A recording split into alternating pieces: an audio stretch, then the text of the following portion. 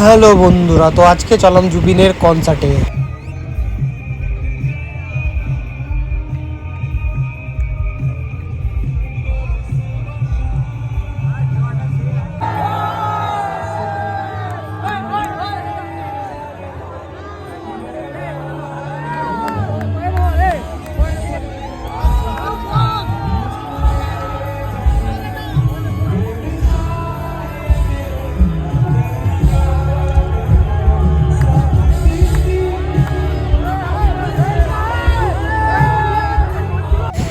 তো কনসার্ট এবার কমপ্লিট হয়ে গেছে।